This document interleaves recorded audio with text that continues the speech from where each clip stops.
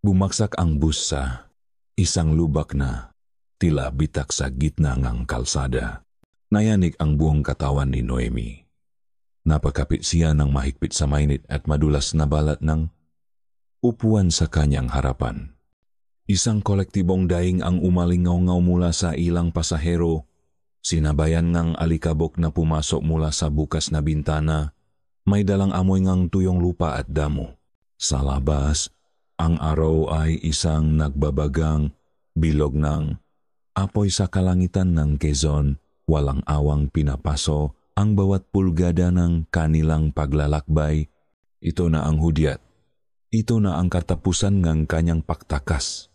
Ang takot na kumalat sa kanyang dibdib ay hindi lamang dahil sa biglang pagyanig. Ito ay isang takot na mas malalim, mas personal. Isang takot na baka sa susunod na kanto sa pagintong ng bus ay may mga aninong nag-abang para sa kanya, mga aninong may mukhang kanyang nakaraan, mga singil na hindi niya nabayaran, mga pangakong kanyang sinira. Ngunit walang anino. Tanging ang walang katapusang linyang mapunok niyok at ang humihinang ugong ng makinang bus ang sumalubong sa kanya. Dahan-dahan, bumalik sa normal ang tibok ng kanyang puso. Pinakawalan niya ang isang hiningang hindi niya namalayang kanyang pinipigil. Ligtas siya. Sa ngayon, San Judas. Barrio San Judas. Sigaw ng konduktor. Ang boses ay pagod at paus. Iyon ang pangalan sa sulat na ibinigay sa kanya. Isang pangalang parang dasal at sumpa. Kinuha ni Noemi ang kanyang na isang bag, isang luma at kupas na backpack na naglalaman ng lahat ng natitira sa kanyang dating buhay. Bago siya bumaba, sumulyap siya sa labas ng bintana. Walang plaza, walang arko. Tanging isang maliit na waiting shed na gawa sa kawayan at yero ang nakatayo sa tabing ng kalsada, tila isang munting damba sa gitna ng kawalan. Sa likod nito, ang gubat ay isang solidong pader ng berde at dilim, tila humihinga ng mabagal at malalim sa ilalim ng init ng araw. Pakiramdam niya ay nilulunok siyang lugar. Sa pagtapa niya sa lupa, sinalubong siya nga nakasusulasok na alinsangan. Basa ang hangin, mabigat sa kanyang mabaga. May kakaibang amoy na nakahalo rito, amoy nga bulaklak ng kalatsuchi na basang lupa at isang bagay na matamis at medyo malansa na hindi niya mawari kung ano. Nagsimula siyang maklakat. Sinusundan ang direksyong itinuro ng konduktor, ang karinderiya ni Aling Sabel. Ang kanyang bagong trabaho, ang kanyang bagong simula. Ilang metro lamang daw mula sa babaan. Bawat hakbang niya sa aspaltong kalsada ay parang isang hakbang papalayo sa Maynila, papalayo sa gulo. Isang pag-asa ang nagsimulang umusbong sa kanyang dibdib. Isang maliit at nanginginig na usbong sa tigang na lupang kanyang pagkatao. Ito na yon, Nomi. Dito ka na magbabagong buhay. At pagkatapos, nakita niya ito.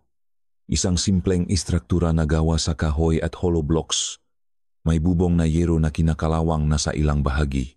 Ngunit sa kabilang ng pagiging simple, mayroon itong aura ng init at buhay. Ang pangalan, Karinderiya ni Aling Sabel, ay nakapinta sa isang tabla ng kahoy sa mga letrang masayahin at medyo hindi pantay. Mula sa loop, umaalinggasaw ang isang bango na nakapagpatigil sa kanya. Isang bango na nangangakong init at kasiyahan. Pumasok siya. Ang loop ay maliwanag at malinis. May ilang nga masang plastik na nakahilera. Bawat isa ay may maliit na florera na may bulaklak ng gumamela. Sa likod ng isang salaming eskaparate, nakahilera ang makaldero at mula sa isasama ito nakmumula ang kahali-hali ng amoy. Tuloy. Iha, ikaw ba si Nomi? Isang babae ang lumabas mula sa kusina. Pinupunasan ang kanyang kamay sa isang tapis na nakatali sa kanyang baywang. Nasa mga 50 anyos na ito, May bilugang muka at mga matang kumikislap sa kabaitan. Ang kanyang ngiti ay tila kayang magpaliwanag sa pinakamadilim na sulok ng isang silid. Ito si Aling Sabel. Ang kanyang ngiti ay nagparamdam kay Noemi na sa wakas nakauwi na siya. Opo, ako nga po. Sagot ni Noemi. Medyo nahihiya. Salamat po sa pagtanggap sa akin. Naku, wala yon. Salamat sa Diyos at nakarating ka ng ligtas. Grabe ang biyahe, no? Lumapit si Aling Sabel at hinawakan ang kanyang braso. Ang haplos nito ay mainit at mapakalinga. Tulad ng isang ina, halika, magpahinga ka muna. Good timing ka, kaluluto ko lang. Tonyo, anak, andito na si Noemi. Mula sa likuran, isang anino ang gumalaw. Isang lalaki ang lumabas mula sa kusina. Mas matangkat kaysa kay Aling Sabel. May matipunong pangangatawan na bakas sa ilalim ng kanyang puting sando. Pawisan ang kanyang noo at may hawak siyang malaking kutsilyo. Siya ay si Tonyo. Sa unang tingin, tila nakakatakot ang anyo niya dalang matalim na kutsilyo. Ngunit nang makangat siyang tingin, nakita ni Noemi ang isang pares ng matang malungkot, malalim na tila may itinatagong pihati. Hindi ito mga matang isang masamang tao. Ibinaba nito ang kutsilyo sa sangkalan at pinunasan ang makamay sa basahan. May makalyo ang kanyang palat, makamayng isang taong sanay sa mabibigat na gawain. Tonyo, ito si Noemi. Ang bago nating kasama, masiglang pagpapakilala ni Aling Sabel. Isang tipit na tango lang ang isinagot ni Tonyo. Welcome. Halos pabulong niyang sabi. Ang boses ay bahagyang magaspang ngunit hindi masakit sa pandinig. Mabilis niyang ibinalik ang tingin sa kanyang ginagawa. Tila nahihiyang makipagtitigan. May kung anong kirot na naramdaman si Noemi, isang pakaakit na may halong awa. Hayaan mo na yan. Sadyang tahimik lang talaga ang anak kong yan. Natatawang sabi ni Aling Sabel. At hinila si Noemi patungo sa isang mesa. Umupo ka at ipagahain kita. Hindi ka maaring magtrabaho nang walang laman ang tiyan. Hindi na nakatanggi si Noemi. Sa totoo lang, ngayon niya lang naramdaman ang kumakalam niyang sikmura. Ang bango mula sa kaldero ay tila may sariling buhay. Gumagapang sa hangin at yumayakap sa kanyang buong pagkatao. Sumandok si Aling Sabel ngang sa isang plato at pagkatapos ay binuksan ang kaldero kung saan nakmumula ang hiwaga. Isang makapal at maitim na sarsa ang boom. Alot sa malalambot na pirasong karne. Kumintap ito sa ilalim ng ilaw at ang amoy na pumailan lang ay halos nakakalango. Adobo. Ngunit iba ito. Mas matapang ang aroma, mas komplikado. May pahiwating bawang, paminta at dahon ng laurel. Ngunit mayroon pang ibang sangkap, isang bagay na malinamnam at medyo mailap na hindi niya matukoy. Ang espesyalidad ng bahay, sabi ni Aling Sabel, nang may pagmamalaki habang inilalapak ang plato sa harap ni Noemi. Adobong baboy ramo. Baboy ramo. Kaya pala. Iyon siguro ang kakaibang amoy na iyon. Ang lasang gubat na hindi pa niya natitikman. Kumuha siya ng tinidor at kutsara. Ang unang subo ay isang reblasyon. Napakalambot ng karne, halos natutunaw sa kanyang dila. Ang sarsa ay perpekto, isang sayaw ng alat, asim at tamis na sumabog sa kanyang bibig. Ngunit mayroon pa ring kakaibang kick sa dulo. Isang lasang mayaman, malalim at personal. Napapikit si Noemi sa sarap.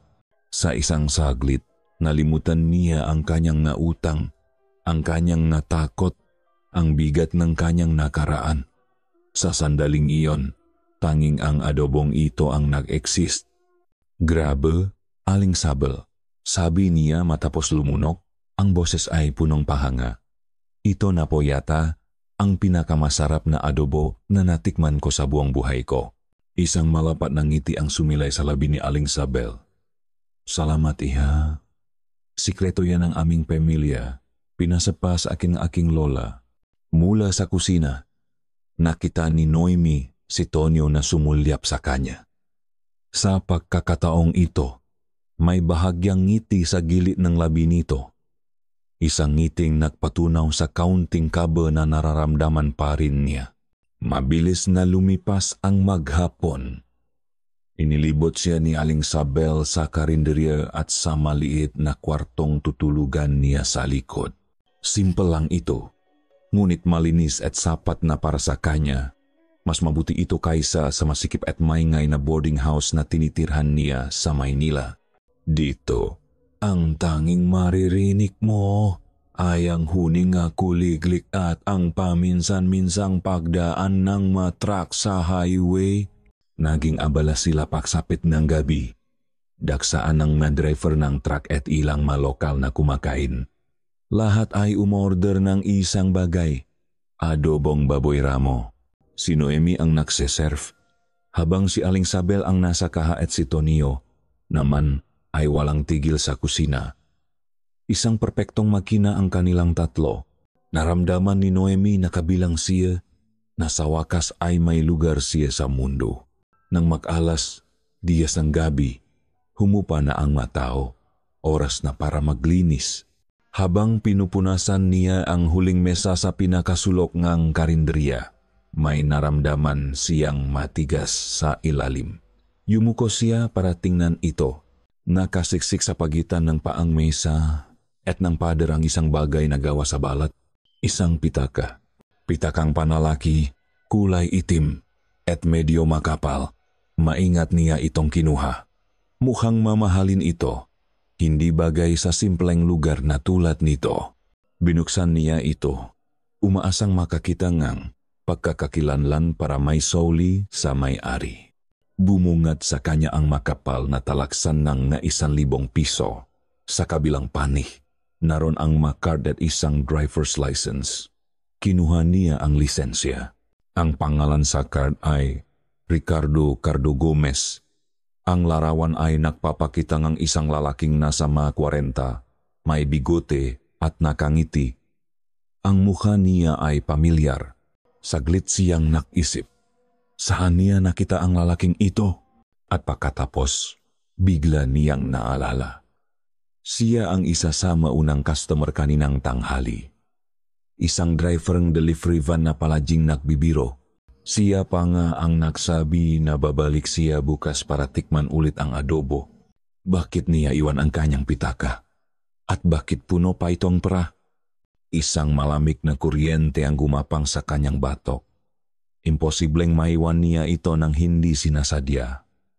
Ang sinumang tao, lalo na ang isang biyahero, ay kapain muna ang kanyang pitaka bago umalis. Isinara niya ang pitaka. Ang puso niya ay biglang bumilis ang tibok. Isang pakiramdam na hindi niya gusto ang gumambala sa kapayapaan na nahanap niya buong araw. Dinala niya ito kay Aling Sabel na nagpupunas na NG Escaparate. Aling Sabel, may naiwan pong pitaka. Kinuha ito ni Aling Sabel. Ang ngiti sa kanyang labi ay hindi nagbago, hindi man lang niya ito binusan. Baka kay Mang Chardo yan, huwag kang mag-alala. Iha, itatabi ko na lang. Babalik din yon, may mali. Mayroong mali sa paraan ng pagsabi niya nito, masyadong kalmado, masyadong panatag. Pero sino ba si Noemi para magduda? Bago lang siya dito, siguro ay normal lang ang ganito sa probinsya. Ang matao ay nagtitiwala sa isa't isa. Sige po, sabi na lang niya. At ipinagpatuloy ang paglilinis. Sinusubukang iwaksi ang gumugulong kaba sa kanyang dibdib. Ngunit habang nagwawalis siyang sahig, ang mga mata niya ay napadako sa kutsilyong ginamit ni Tonyo kanina. Nakapatong pa rin ito sa sangkalan, bagong hasa at kumikinang sa ilaw. Sa tabi nito, sa sahig na semento, may isang maliit na patak ng kulay pula. Masyadong matingkat para maging sarsa nga adobo. Kinabukasan, sinubukan ni Noemi na kumbinsihin ang sarili na lahat ay nasa isip niya lang. Ang pataang dugo sa sahig? Baka mula lang sa karnang baboy ramo? Ang pitaka? Baka talagang nakalimutan lang may-ari at babalikan din niya ito. Ang pagiging kalmado ni Aling Sabel? Ganun lang siguro talaga ang mga tao dito, hindi natataranta sa maliliit na bagay. Sinubukan niyang yakapin ang katahimikan ng umaga, ang huni nga ibon na pumapalit sa ugong ng babus at dip sa Maynila. Ngunit ang pakiramdam ngang pagkabalisa ay parang langis na kumapit sa kanyang balat. Kahit anong sabon, hindi ito maalis. Nang buksan niya ang pinto ng karinderya, naroon na si Aling Sabel, nagtitimplang kape. Ang mukha ay kasing aliwalas ng umaga. Magandang umaga. Anak, halika't makape ka muna bago tayo magsimula. Ang salitang anak ay tila gamot na pansamantalang nagpakalma sa kanya. Ngumiti siya pabalik at tinanggap ang mainit na tasa. Habang humihigop, pinanot niya si Tonio sa labas na nagsisibak ng kahoy. Bawat bagsak ng palakol ay tiyak at malakas. Ang mamasal sa braso nito ay tumitigas. Pawis ay kumikinang sa kanyang likod sa ilalim ng sikat ng araw. Muli, naramdaman ni Noemi ang paganga. Ang pakiramdam na ligtas siya hanggat nandiyan ang tahimik na lalaking ito. Ngunit nang magsimula nang dumating ang mga-customer, bumalik ang kakaibang pakiramdam. Napansin niya ito, ang mamata, hindi lang sa isang tao. Halos lahat ng malokal na pumapasok para bumili ng ulam o magkape ay may isang paraan ng pagtingin sa kanya. Hindi ito tingin ng pagkagalit o pagkamuhi. Mas malala pa, ito ay tingin ng pag-aral. Tila sinusuri siya, mula ulo hanggang paa, na parabang isa siyang bagong uri ng hayop sa isang kulungan. Kapag nahuhuli niya ang kanilang mga titik, mabilis silang umiiwas, bumabalik sa kanilang mga usapan na tila walang nangyari. Isang matandang lalaki na nagwawalis sa kabilang kalsada ang tumigil para panorin siyang nagpupunas ng mesa. Isang grupong mababaeng naksitsismisan sa may tindahan ang biglang tumahimik nang dumaan siya para magtapon ng basura. Ang mamata nila ay sumusunod sa bawat galaw niya.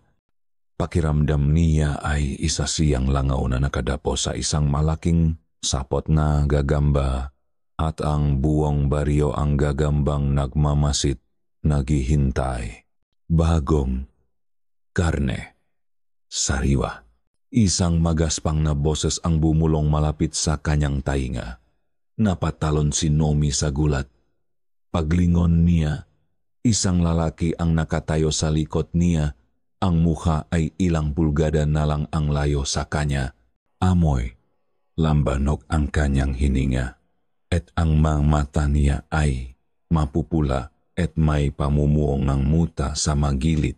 Ito ang lokal na lasenggo, si Berto. Anong kailangan niyo, sir? Tanong ni Noemi, umatras ng isang hakbang. Ngumisi si Berto. Ipinapakita ang ilang bungi at naninilaw na ngipin. Ikaw ang bago. Mag-ingat ka, Ineng. Itinuro niya ang kaldero ng adobo gamit ang nanginginig na daliri. Mag-ingat ka sa kinakain mo, ang pumapasok dito. Ang mga dayo, hindi na sila lumalabas. Berto, tigilan mo. Yan, isang malakas na boses ang pumutol sa kanilang pag-usap. Si Tonio, nakatayo sa may pinto ng kusina. Ang nga mata ay matalim na nakatitik kay Berto. Binitiwan niya ang hawa na sando na lumiha ng malakas na kalansing sa sahig. Wala kang karapatang manggulo dito, sabi ni Tonio. Ang boses ay mababa at punong pagbabanta. Lumakat siya palapit at sa unang pagkakataon nakita ni Noemi ang panganib sa anyo ni Tonio. Ipinagitna nito ang kanyang sarili sa pagitan ni Noemi at ni Berto.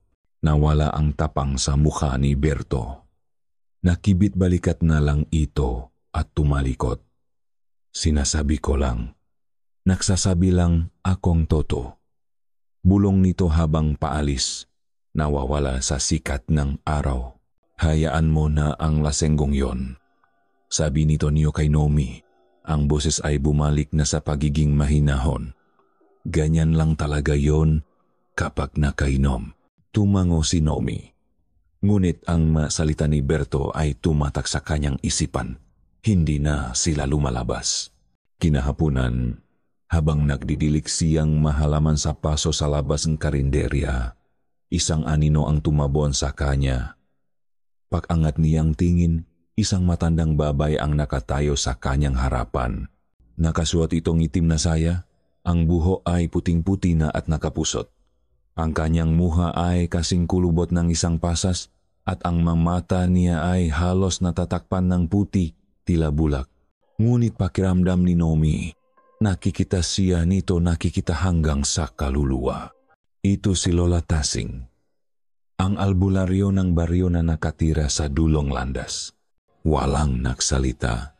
Bigla na lang, hinablot ng matanda ang kanyang kamay. Ang balat nito ay tuyo at magaspang, tulad ng balat ng puno. Bago pa man makapalak si Noemi, may inilagay ito sa kanyang palat. Isang maliit na supot na gawa sa pulang tela, mahigpit na tinalian. Mula rito ay may umaamoy na pinahalong dahon at ugat. Ano po ito? Tanong ni Noemi. Hindi sumagot ang matanda. Sa halip, yumuko ito.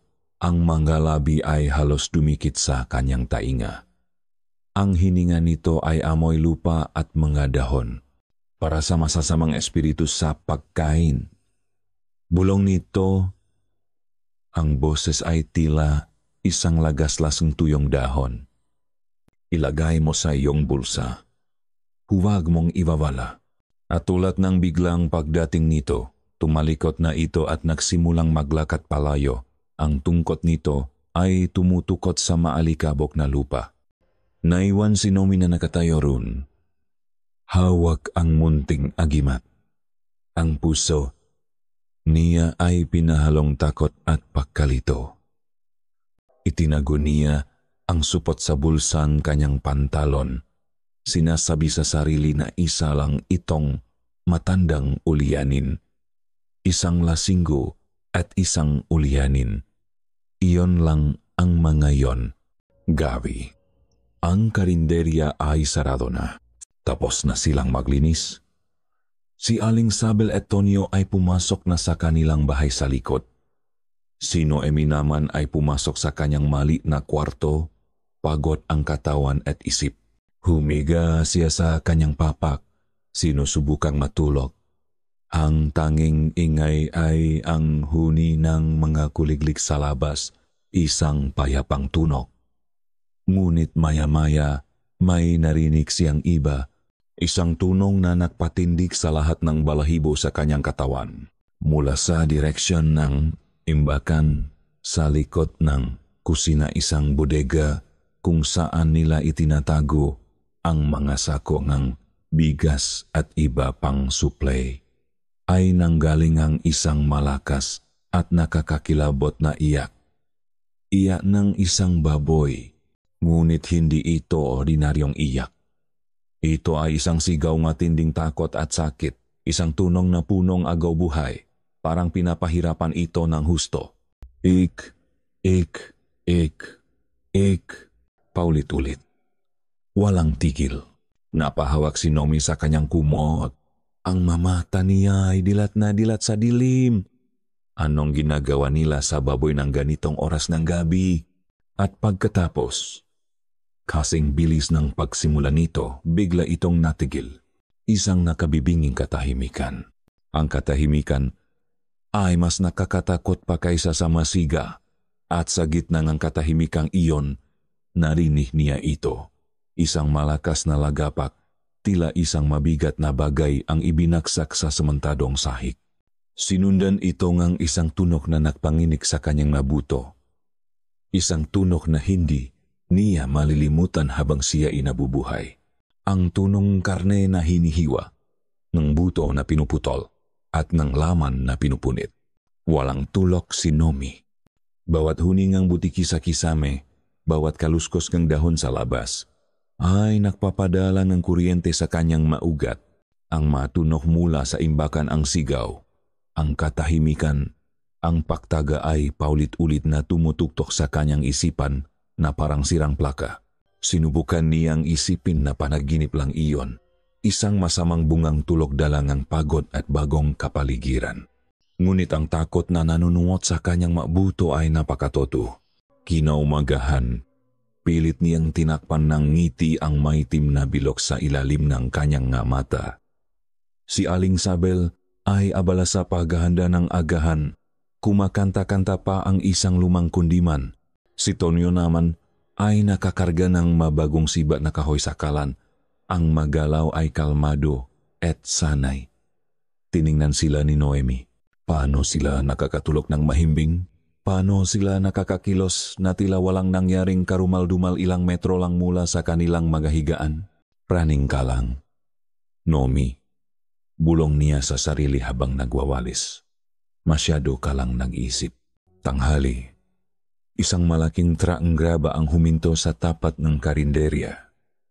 Bumaba mula rito ang isang lalaking may malaking tiyan at masayang mukha, nakasuot ng asul na sando at kupas na maong. Magandang araw. Nga binibini, bati nito, ang boses ay malakas at punong buhay. Pabiling muling ang paborito kong adobong tila luto sa langit. Napangiti si Nomi. Ito si Mang Rodi. Siya ang isa sa mga regular na customer na nakilala niya kahapon. Palabiro ito at laging may bahong kwento tungkol sa kanyang nga biyahe. Habang pinagsaserbisyuhan niya ito, hindi napigilan ni Mang Rodi na humirit. Naku, Ineng, kung kasing ganda mo lang sana ang asawa ko, hindi na ako aalis ng bahay. Naku, Mang Rodi, baka marinig po kayo ng asawa ninyo, natatawang sagot ni Noemi. Gumaan ang kanyang pakiramdam.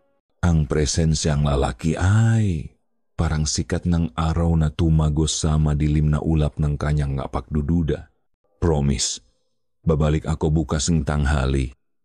Huwag mo akong ipagpapalit. Ha? Sabi pa nito bago umalis sabay kindat. Ngunit hindi na bumalik si Mang Rodi kinabukasan. Nagantay si Nomi.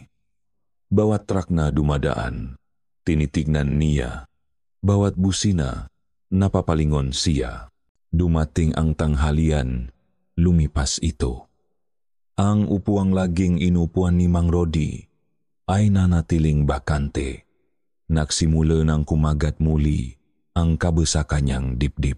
Baka nadalay lang sa biyahe, sabi ni Aling Sabel nang mapansin ang kanyang pag-alala. O baka naman sa ibang daan dumaan, makatwiran. Maraming posibleng dahilan. Pero hindi malis sa isip ni Nomi ang salita ni Berto, ang pumapasok dito, ang dayo. Hindi na sila lumalabas. Nang gabing iyon, habang naglilikpit, napansin niya ang isang lukot na papel sa sahig malapit sa kung saan umupo si Mang Rodi. Isang resibo mula sa isang gasolinahan sa kabilang bayan. Ang petsa ay kahapon. Dinampot niya ito. Amoy gasolina pa. At pagkatapos, nakita niya ito. Sa gilid ng resibo, may isang maliit na mansa. Hindi ito mantika. Hindi ito kape. Ito ay kulay kalawang na pula. Isang pataang tuyong dugo. Nanlamig ang buo niyang katawan. Ang makamay niya ay nagsimulang manginig. Itinago niya ang resibo sa kanyang bulsa.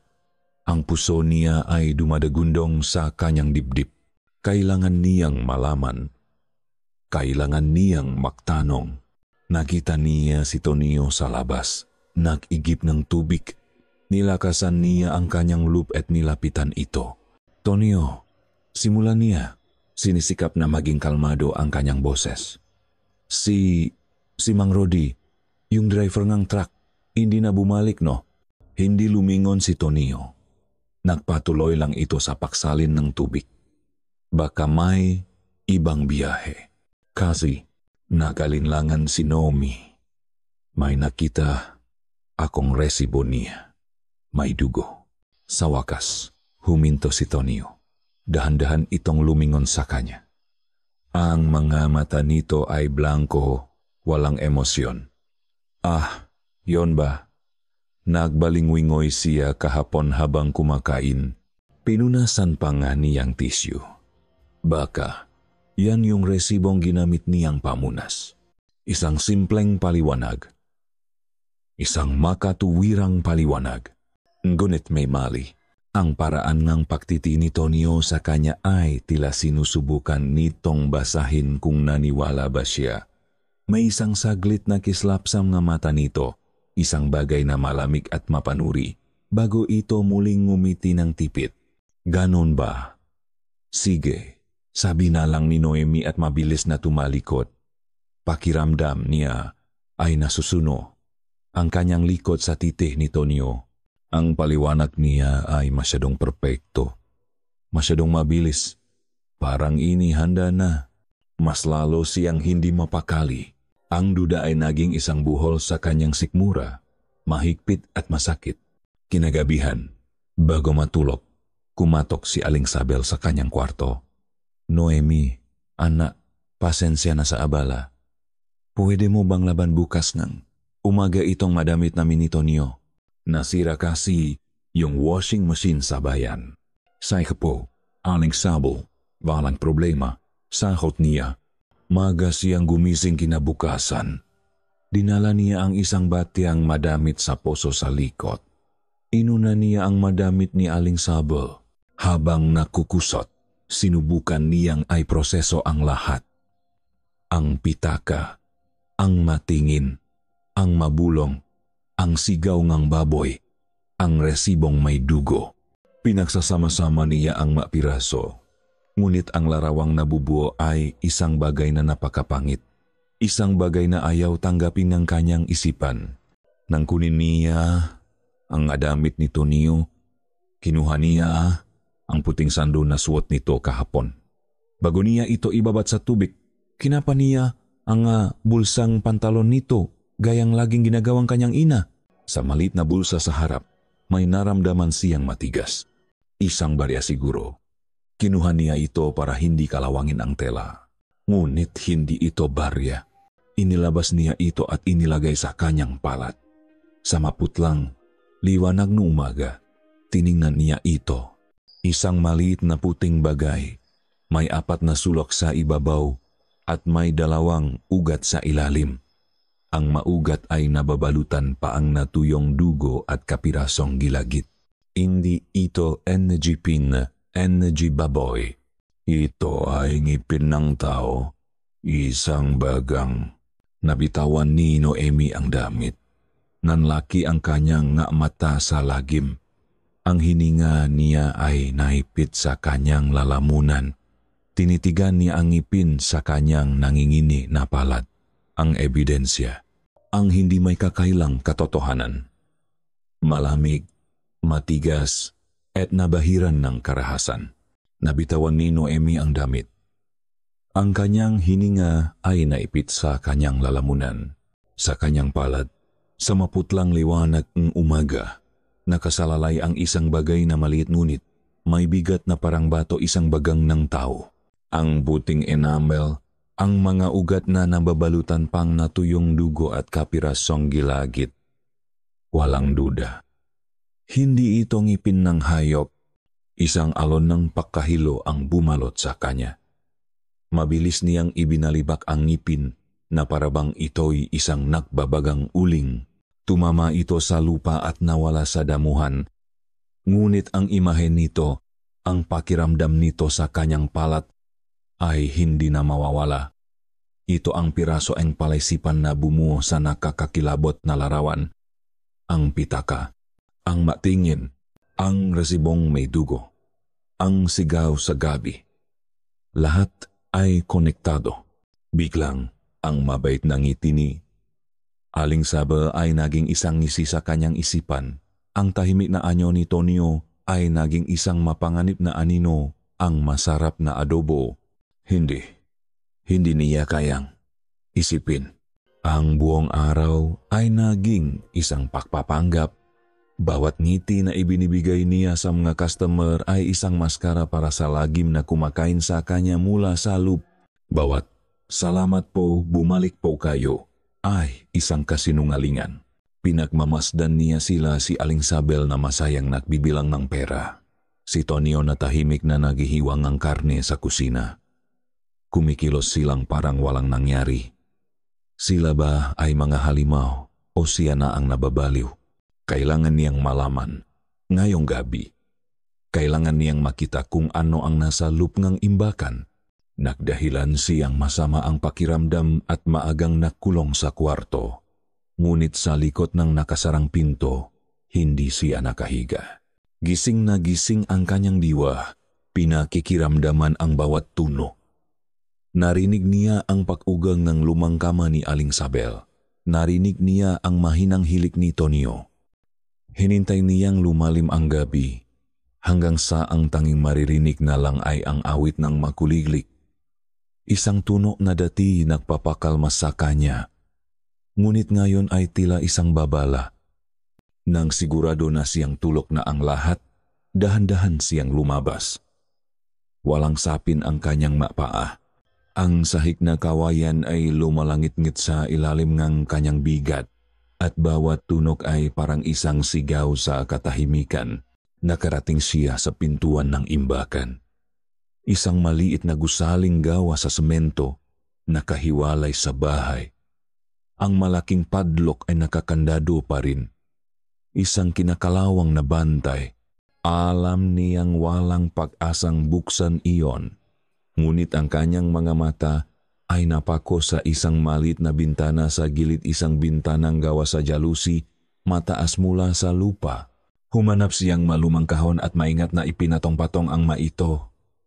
Nanginginig ang kanyang binti habang umaayat. Ang takot ay isang yelo sa kanyang maugat. Nang maabot niya ang bintana, sinubukan niya itong buksan. Hindi ito nakalok. Dahan-dahan para hindi lumihang ingay, itinulak niya palabas ang salamin. Isang siwang na sapat lang para sa kanyang katawan. Humugot siyang malalim na hininga at ipinasok muna ang kanyang ulo. Agad siyang sinalubong ng isang amoy. Isang amoy na dumikit sa kanyang lalamunan at nagpaikot sa kanyang sikmura. Mabigat, malakit, ang pinahalong amoy ng sariwang dugo, nabubulok na laman, at isang matamis-tamis na sangsang na hindi niya mawari. Itinutok niya ang kanyang maliit na flashlight sa loop. Ang sahig ay basa at madulas. Sa gitna, may isang malaking masang bakal na pangkatay. Sa ilalim nito, may mga balde na puno ng mapulang likido at sa dingding nakasabit ang mga kawit na pangkarneng kumikinang pasabasa. Sa tabi ng mapalakol at ita na may mga mansa, ito ay isang silit ng kamatayan. Pinilit niyang ipasok ang kanyang buong katawan at bumaksak siya sa sahig. Nanigas siya, nakikinig. Walang gumagalaw, walang nagising. Tumayo siya, nanginginig ang maatuhot. Inilibot niya ang ilaw. Ang amoy ay mas matindi sa loop. Halos hindi na siya makahinga.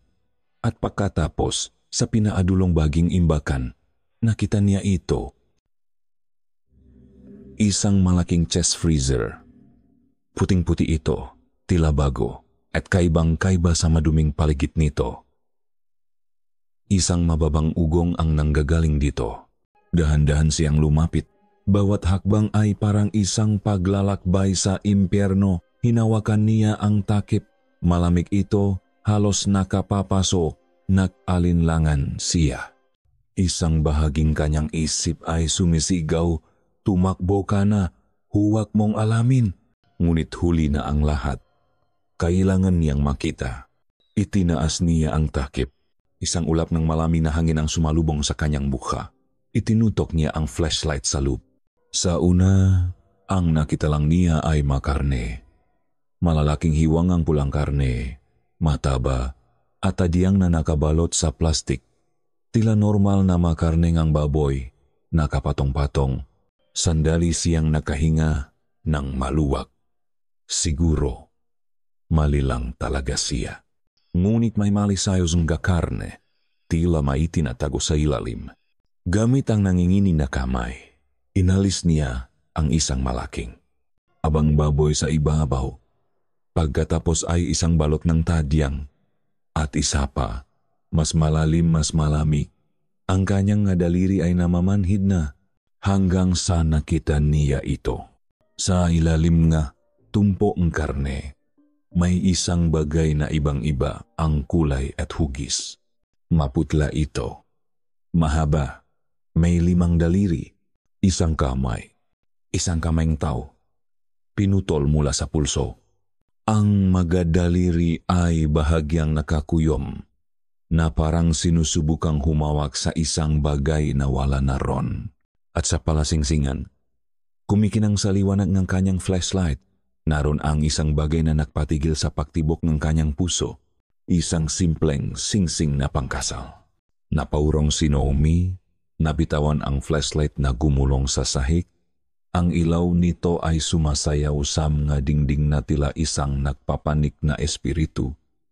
Ang kanyang bibig ay bumukas para sumigaw, ngunit ang tanging lumabas ay isang mahinang, pigil na tunog, ang singsing sa kamay. Naalala niya ang larawan sa driver's license mula sa pitakang nakita niya noong unang gabi, ang nakangiting mukha ni Ricardo Gomez. Ang kanyang mamata ay napunta sa kamay ng lalaki sa larawan at naroon ito, ang kaparehong-parehong singsing. Hindi maaari. Sa gitna ng kanyang bakasindak, sa liwanang gumugulong na flashlight, isa pang bagay sa loob ng freezer ang nahagip ng kanyang paningin. Isang bagay na hindi niya napansin kanina. Sa ilalim pinutol na kamay. Nakasiksik sa gilid ng freezer ay isang gulo. Ang mamata nito ay bukas pa, dilat sa walang hanggang pagkagulat at lagim. Ang bibig nito ay bahagyang nakaawang, na parang sa huling sandaling kanyang buhay ay sumigaw ito.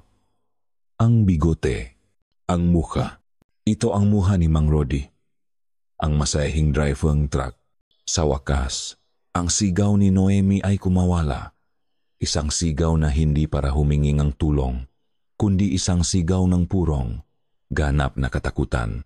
Isang sigaw na pumuno sa maliit na imbakan at sumabog sa katahimikan ng gabi. At sa kasaksagan ng kanyang pagsigaw, narinig niya ito. Kriik, ang tunong ng dahan-dahang pagbukas ng pinto ng imbakan. Hindi pinto. Ang kandado, isang mabagal na klik ng susi na pumapasok sa petlock. May nagising. May nakarinig sa kanya. Nanigas si Noemi sa kinatatayuan. Ang kanyang sigaw ay namatay sa kanyang lalamunan. Ang kanyang mamata ay nakapako sa pinto. Habang ang tunog ng pagpihit ng susi at pag-angat ng mabigat na kandado ay umaling-aungaw sa silid, nasa labas sila at papasok na sila. Ang tunog ng pag-ikot ng susi sa petlock ay parang isang hatol ng kamatayan. Nanigas si Noemi. Ang kanyang sigaw ay namatay sa kanyang lalamunan, napalitan ng isang mahinang nanginginig na pahingal.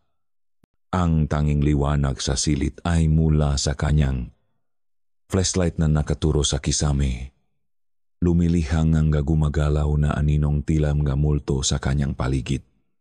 Ang kanyang nga mata ay nakapako sa pinto. Kalang ang tunong ng pag-alis ng mabigat na padlock. Isang sandali ngang nakabibinging katahimikan. At pagkatapos, dahan-dahan, sa isang napakabagal na pag-alangan, ang pinto ay umikit palop. Kriik, isang silweta ang tumambat sa may pintuan, binalot ng dilim ng gabi sa likuran nito. Hindi ito si Tonio. Hindi ito ang malaking anino na inaasahan niya. ito ay mas maliit, mas pamilyar. At pagkatapos, humakbang ito papasok sa abot ng liwanag. Si Aling Sabel. Nakasimpleng daster lang ito. Ang buhok ay bahagyang magulo mula sa pagkakatulog. Sa kanyang mukha, walang galit, walang gulat. Tanging isang ekspresyon ng pagkadismaya na para bang isang inang nahuli ang kanyang anak na kumukuha ng biskwit bago maghapunan. Tumingin si Aling Sabel kay Nomi. Pagkatapos, ang mga mata niya ay dahan-dahang bumaba sa nakabukas na chest freezer, sa ulong nakatinggalaroon, sa putol na kamay, sa nakalat na mga karne. Bumuntong hininga ito, isang malalim at pagod na paghinga. Hay nako, anak. Sabi nito sa isang boses na puno ng pag-aalala, hindi takot. Sinabi ko na kay Tonyo na ayusin niya ang pagkakasarado nito. Alam mo na, para hindi makapasok ang mapusa, hindi makapagsalita si Noemi. Ang kanyang utak ay tumatanging iproseso ang nakikita at naririnig niya. Isang babaeng nakatingin sa mga putol na bahaging katawan na parang nagrereklamo lang sa magulong kusina. Dahan-dahang lumapit si Aling Sabel. Hindi pinansin ang nanginginig na si Noemi. Lumuhod ito at dahan-dahang isinara ang takip ng freezer. Ang paggalaw nito ay kalmado. Sanay, na parang ginagawa na niya ito ng 100 beses na. Click. Muling nagsara ang libingan. Pagkatapos, tumayo ito at hinarap si Noemi. Isang ngiti, isang malungkot at mapagpaumanhing ngiti ang sumilay sa kanyang mga labi. Tapos ka na ba, iha? Tanong niya. Ang boses ay malambing pa rin. Halika, maghapunan na tayo. Hapunan. Ang salita ay parang isang sampal. Paano? Paanong? Hindi. Hindi. Iyon lang ang salitang nagawang mamutawi sa mga labi ni Noemi. Ang ngiti ni Aling Sabel ay bahagyang nawala. Noemi, halika na. May diin na sa kanyang boses ngayon. Isang diin na parang bakal sa ilalim ng seda. Nagugutom na ako. Hindi kumilos si Noemi. Ang kanyang paa ay tilam nga ugat na bumaon sa samantadong sahig. Tonyo, sa isang sigaw lang, ang malaking anino ni Tonyo ay lumitaw sa likuran ni Aling Sabel. Wala itong emosyon sa mukha. Ngunit ang mamata nito ay nakapako kay Noemi. Huwag. Pakiusap ni Noemi. Ang boses ay basak. Parang awan niyo na. Hindi na niya kailangang hilahin. Ang takot na dulot ng presensya nilang dalawa ay sapat na para pasunurin ang kanyang katawan kahit labak sa kanyang kalooban. Nauna siyang naglakat palabas ng imbakan. Ang bawat hakbang ay isang pagtahak patungo sa sarili niyang kamatayan.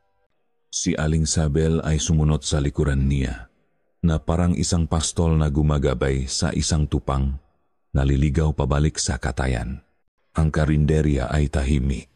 May isang plato na nakahain sa mesa kung saan siya unang kumain. Sa gitna nito, umuusok pa ang isang mangkok ng adobong baboy ramo. Umupo ka, anak. Utos ni Aling Sabel.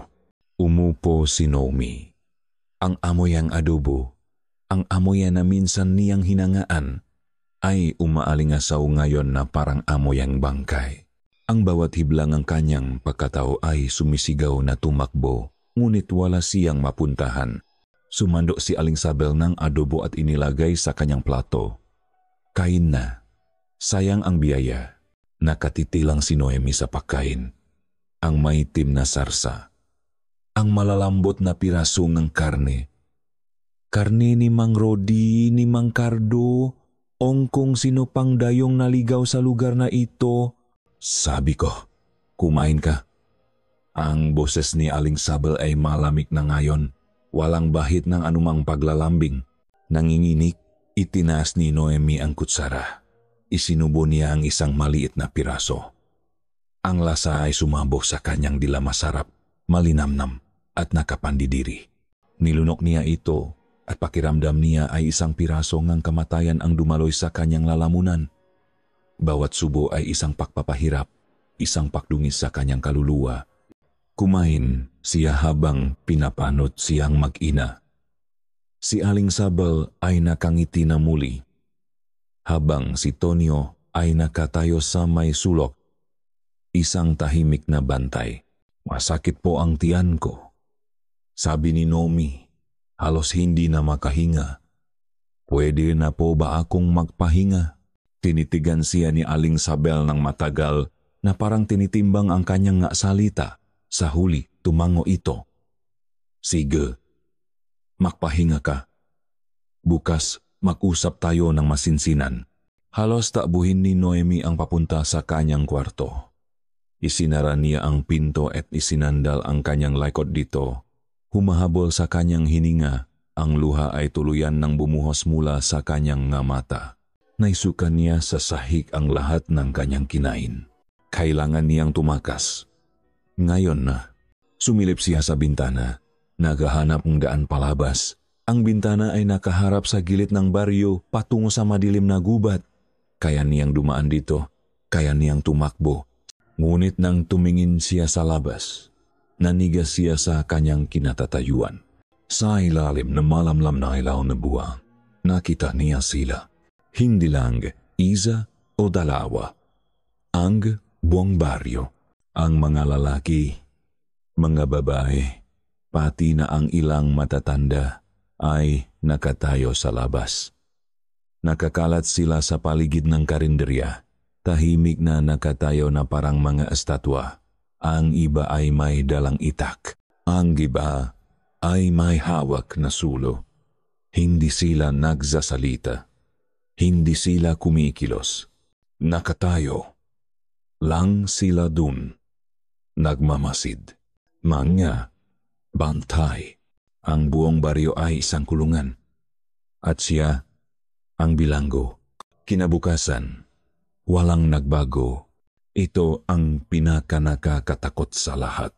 Nagising si Noemi mula sa ilang oras ng magulong pagtulog. At ang araw ay sumikat na parang isang ordinaryong araw. Ang maibon ay humuhuni. Ang amoy ngang sinangak at kape ay nakmumula sa kusina. Kung hindi dahil sa alaala ng ulo sa freezer at sa mga taong nagbabantay sa labas, aakalain niyang isa lang iyong masamang panaginip. Lumabas siyang kanyang kwarto. Si Aling Sabel ay nakangiti sa kanya. Magandang umaga, anak. Kumain ka ng almusal. Ang salitang anak ay isa ng lason sa kanyang pandinig. Sinubukan niyang maging normal. Kumain siyang sinangak, ngunit ang bawat butil ay parang buhangin sa kanyang bibig. Nagtimpla siyang kape, ngunit ang pait nito ay hindi kayang talunin ang pait sa kanyang kaluluwa. Ngayong araw, sabi ni Aling Sabel habang nahuhugas ng pinggan, ang kanyang boses ay kalmado at simple. Magtatrabaho ka lang tulad ng dati, walang aalis, walang tatakbo. Naintindihan mo ba, Noemi? Hindi ito isang tanong. Ito ay isang utos. Tumango lang si Noemi. Ngunit sa loop niya, isang plano ang nabubuo, isang desperadong plano. Hindi siya pwedeng manatili dito. Hindi siya pwedeng maging susunod na espesyal ng bahay. Nahintay siya ngang pagkakataon. Nang maging abala si Aling Sabel sa pag-asikaso ngang isang customer at si Tonyo ay pumasok sa imbakan. Nakita niya ang kanyang siwang. Tumakbo siya. Hindi siya lumingon.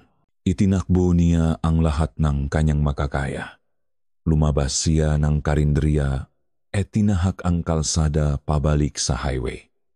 Ang puso niya ay dumadagundong sa kanyang dibdib.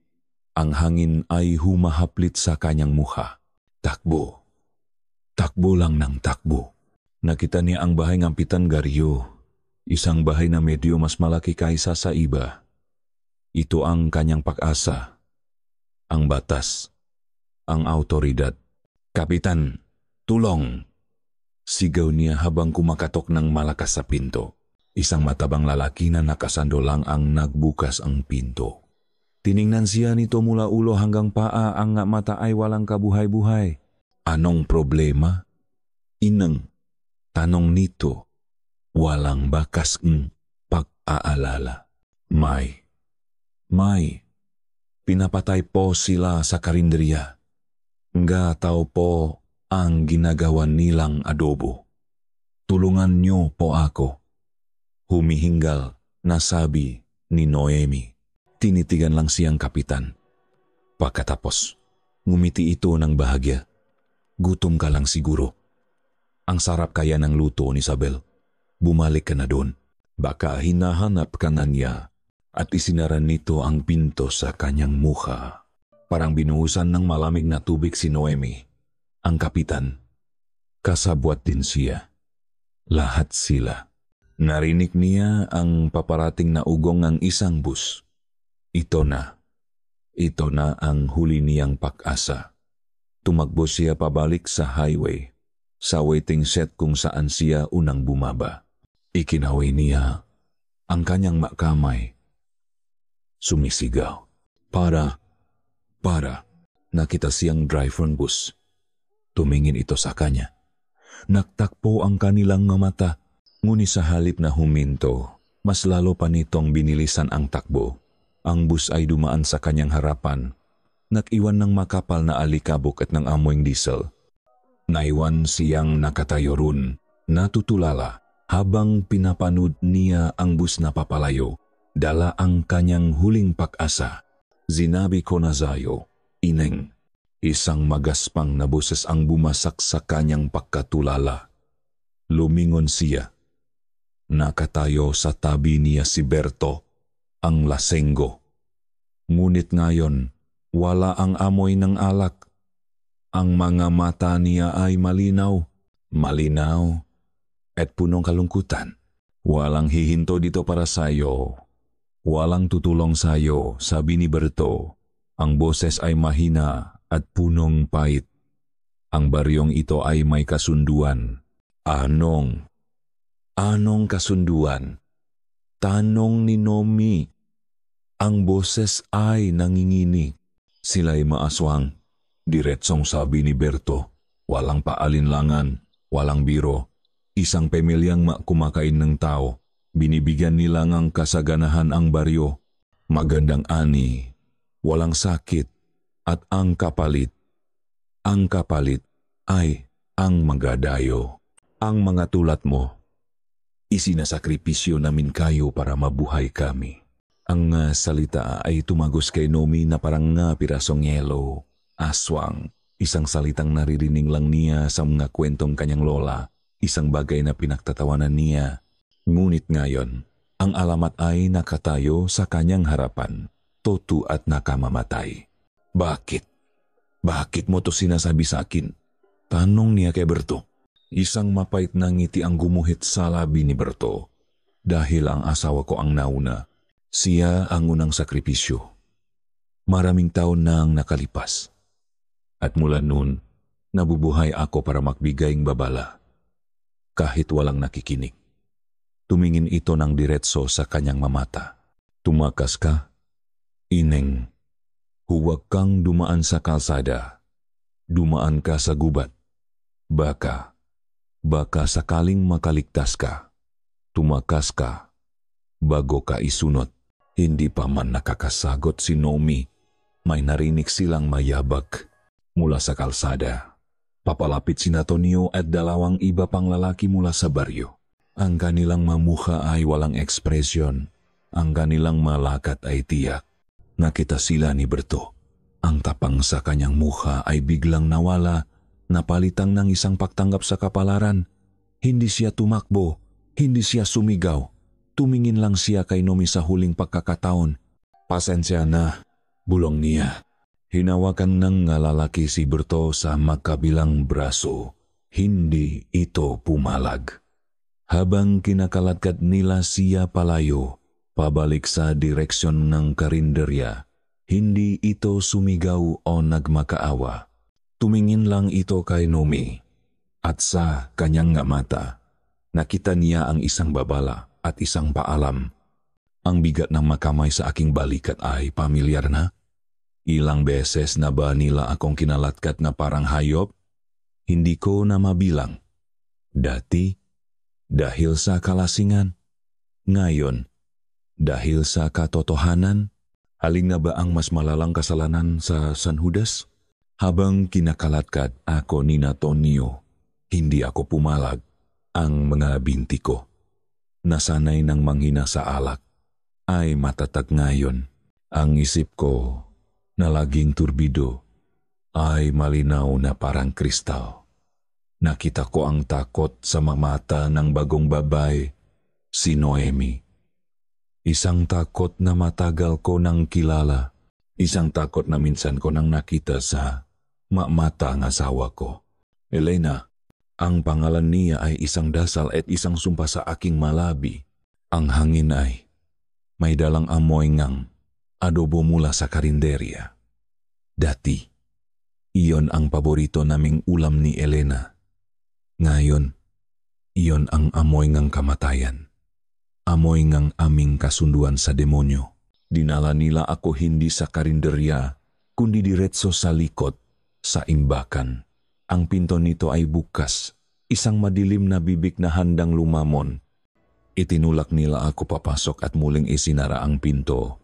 Ikinulong kaming tatlo, ako, si Tonio, at ang kanyang ina, si Aling Sabel, na naghihintay na sa loop, na parang isang reyna sa kanyang trono ng kadiliman.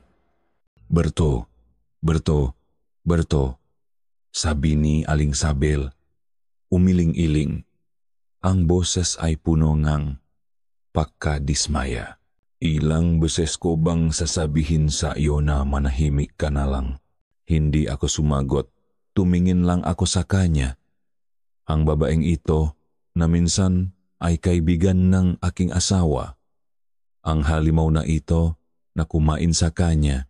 Alam mo, naawa ako sa iyo. Pagpapatuloy niya. Lasing ka ng lasing para makalimot. Pero ang katotohanan, Berto, ay parang anino. Kahit anong tagbo mo, lagi lang yang nasa likod mo. Hindi ako tumatakbo. Sabel, sa wakas ay sabi ko, ang boses ko ay kalmado. Nakatayo lang ako. Naghihintay. Ngumiti si Sabel. Isang ngiting hindi umaabot sa kanyang nga mata. At ngayon, tapos na ang paghihintay mo. Tumingin siya kay Tonio. Ang anak niya, ang berdugo. Tahimik lang itong nakatayo sa isang sulok. Pinapanot kami. Ang mamata ay kasing laming ng sahik na semento. Naalala ko pa siya noong bata pa siya. Isang tahimik na batang lalaki na laging sumusunod sa kanyang ina. Hindi ko alam kung kailan siya naging ganito. Isang nilalang na walang kaluluwa. Bakit mo ginawa yon, Berto? Tanong ni Aling Sabel. Ang boses ay tila nagtatanong lang kung bakit nasira ang isang tasa. Bakit mo kailangang takutin ang bagong dalaga? Napakabait pa naman niya. Masipag. Dahil nakita ko sa kanya si Elena, sagot ko. Inosente. Punong pag-asa. Tulad niya bago mo siya. Hindi ko matapos ang salita. Ang sakit ay sariwa pa rin. Kahit ilang taon na ang lumipas, hindi ko siya pinilit. Sabi ni Sabel, isang aksidente. At mula sa aksidenteng iyon, isang kasunduan ang nabuo. Isang kasunduang nagligtas sa baryong ito mula sa gutom at sakit. Dapat kang magpasalamat. Magpasalamat? Isang tawa, mapit at walang saya, ang kumawala sa akin.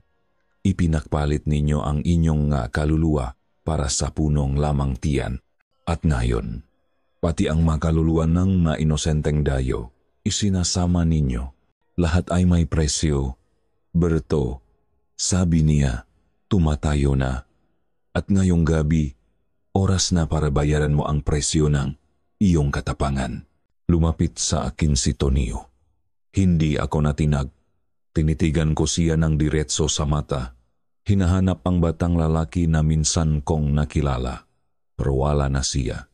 Ang nakatingin pabalik sa akin ay isang bagay na iba, isang bagay na gutom. Nakita ko itong nagsimula ang pagbabago. Dahan-dahan, ang kanyang nga mata ay ng ibang kulay, naging pula na parang baga. Ang kanyang nga kuko ay humaba at kumurbang parang nga kutsilyo. At pagkatapos, mula sa kanyang bibig, lumabas ito, isang dila. Itim, mahaba, tulis ang dulo. Parang dilang isang ahas, ngunit mas makapal, mas malaman. Gumagalaw ito, sumasayaw sa hangin. Tila inaamoy ang aking takot. Hindi ako natakot. Sa sandaling iyon, ang naramdaman ko lang ay awa. Awa para sa kanila. Awa para sa buong baryo. Awa para sa babaeng nag-isa na ngayon sa kanyang kwarto. Inisip kung paano tatakas sa impernong ito. Salamat sa serbisyo mo, Tito Berto. Bulong ni Tonio, ang boses niya ay nag-iba, naging mas malalim, mas garalgal. Ipinikit ko ang aking mamata.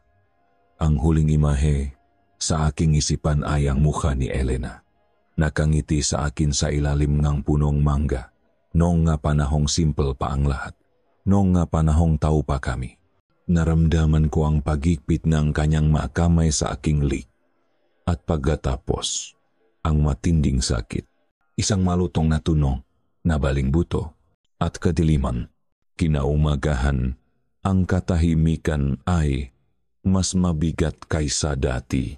Walang nagbanggit tungkol kay Berto. Para sa buong baryo, ang lalaki ay hindi kailanman umiral. Nagbukas ang karinderya tulad ng dati. Nagluto si Aling Sabel. Nagiwang karne si Tonio. Ngunit may kakaiba sa hangin. Isang tensyon na halos nahihipo. At may bago sa menu. Nakasulat sa isang maliit na pisara sa tapat na eskaparate. Espesyal na araw. Menudo. Napatitik. Sinumi sa salitang iyon. Ang menudo ay gawa sa malaman loob. At alam na alam niya kung kaninong laman loob ang nasa kalderong iyon. Isang alon ng pagkasuklam ang bumalot sa kanya.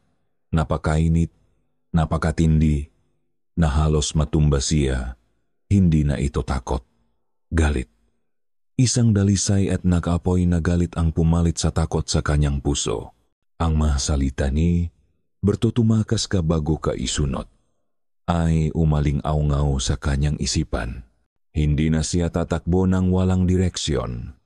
Hindi na siya asa sa tulong ng iba. Siya na lang mag-isa, kinagabihan. Hindi na niya hinintay na matulog ang lahat. Alam niyang binabantayan siya. Alam niyang bawat kilos niya ay tinitignan. Ngunit may isang tao sa baryong ito na hindi bahaging kasunduan. Isang taong nasa gilid ng lipunan tulad niya, Lola Tazing. Nahintay siya hanggang sa magsimulang lumubog ang araw. Sa oras na iyon, abala si Aling Sabel sa pagbibilang ng kita at si Tonio ay nasa likod, naghahanda para sa hapunan. Ito ang kanyang pagkakataon. Hindi siya dumaan sa harap. Dahan-dahan siyang lumabas mula sa bintana ng kanyang kwarto. Sa parehong bintana kung saan niya pinanood ang manggabantay kagabi. Gumapang siya sa damuhan, nanatili sa maaninong nga puno, papalayo sa karinderya, patungo sa dulong baryo kung saan nakatayo ang maliit na kubo ng albularyo. Ang kubo ni Lola Tasing ay napapaligiran ng mahalaman at beging, halos kinakain ng gubat. Tahimik at madilim sa loob, maliban sa isang maliit na kandilang nagbibigay liwanag. Nang pumasok si Nomi, ang matanda ay nakaupo sa isang silyang tumba na parabang inaasahan na niya ang kanyang pagdating. Alam kong darating ka, bata, sabi ni Lola Tasing. Ang boses ay mahina ngunit malinaw. Ang kanyang matang halos puti na ay nakatitik sa direksyon ni Noemi. Lola, tulungan niyo po ako, sabi ni Noemi. Ang boses ay nanginginig sa desperasyon. Sila po ay maaswang. Dahan-dahang tumango si Lola Tasing. Alam ko, matagal na silang nandito. Isang sumpa, isang kasunduang hindi na mababali. Kailangan ko pong umalis. Kailangan kong tumakas pakiusap ni Nomi. Ang pagtakas ay hindi sapat, sabi ngang matanda. Hanggat nabubuhay sila, may susunod at susunod pa sayo. Kailangan mo silang labanan. Paano? Paano ko sila lalabanan? Nag-isa lang ako. Hindi ka nag-iisa. Bulong ni Lola Tasing. Tumayo ito at lumapit sa isang maliit na bahul sa sulok. Binuksan niya ito. Mula sa loop, kumuha siyang ilang bagay. Isang supot ng magaspang na asin.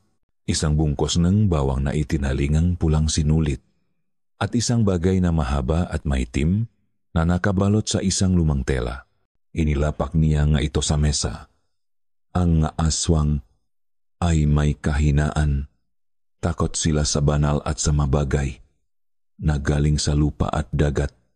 Asin, bawang dasal. Pagkatapos, maingat niyang binuksan ang nakabalot na tela. Sa loob nito ay isang daga. Ngunit hindi ito ordinaryong daga. Ito ay mahaba, patulis, at may mga maliliit na ngipin sa gilid. Ito ay isang buntot pagi. Ang tuyong buntot ng isang stingray.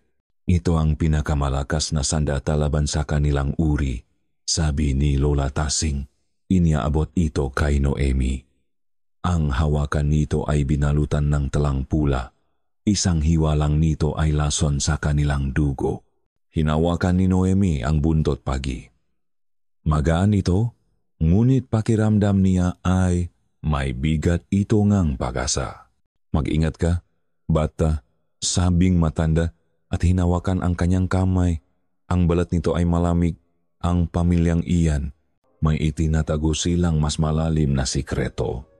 Tumingin ito ng diretso kay Noemi, at sa isang saglit tila nakikita talaga siya nga matang iyon. Ang tunay na halimaw ay hindi ang ina, babalang ang matanda. Siya ay isang alagat lamang ng kasunduan. Mag-ingat ka sa pinakamabait sa kanila. Ang pinakamabait, si Tonio, ang tahimik, ang laging nagliligtas sa kanya. Biglang, isang mas malalim na takot ang gumapang kay Noemi. Nagpasalamat siya kay Lola Tasing at itinago ang sandata sa ilalim ng kanyang damit. Handa na siyang umalis, handa nang tumakas sa gubat at subukan ang kanyang kapalaran. Ngunit nang buksan niya ang pintong kubo para lumabas, isang anino ang humarang sa kanyang daraanan. Isang anino na matagal nang nag-abang sa dilim. Nakatayo roon si Tonio. Hindi siya nakangiti.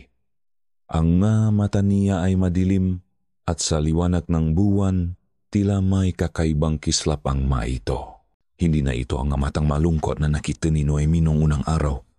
Ito ay mamatang ang isang mangangaso. Gabi na, Noemi, sabi niya. Ang boses ay mababa at walang emosyon. Hinahanap ka ni nanay. Ang hangin sa pagitan nila ni Tonio ay tila naging yelo. Nakatayo lang sila roon sa labas na kubo ni Lola Tasing sa ilalim ng malamlam na sinag ng buwan. Ang makuliglig na kanina lang ay maingay ay biglang tumahimik na parabang pati sila ay pinipigil ang kanilang hininga. Paano mo ako nahanap? Tanong ni Noemi. Ang boses ay bahagyang nanginginig.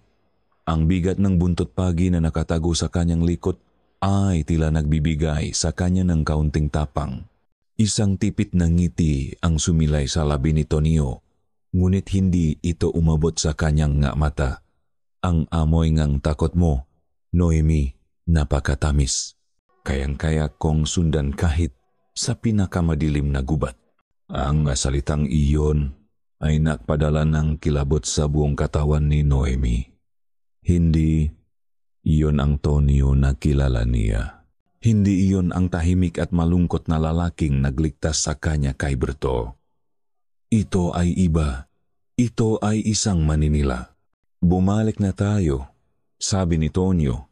Humakbang palapit. Ayon ni nanay na nagpapagabi ka sa labas. Umatras si Nomi. Hindi ako babalik. Alam ko na ang lahat. Tumawa si Tonio. Isang maikli at mapait na tawa. Alam mo na. Sa tingin mo, alam mo na ang lahat? Lumakat siya palapit. Paikot sa kanya.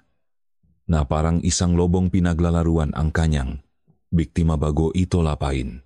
Alam mo na kami ay kumakain na yan tao. Alam mo na yan. Espesyalidad na yabaya ay gawa sa maya tulad mo. Siguro alam mo na yan. Pero yan ay simula. Yan ay ang balat lang kwento. Huminto siya sa kanyang harapan. Ang mga mata niya ay tila mas madilim pa sa gabi. Akala mo ba ginagawa namin ito para lang sa kasunduan?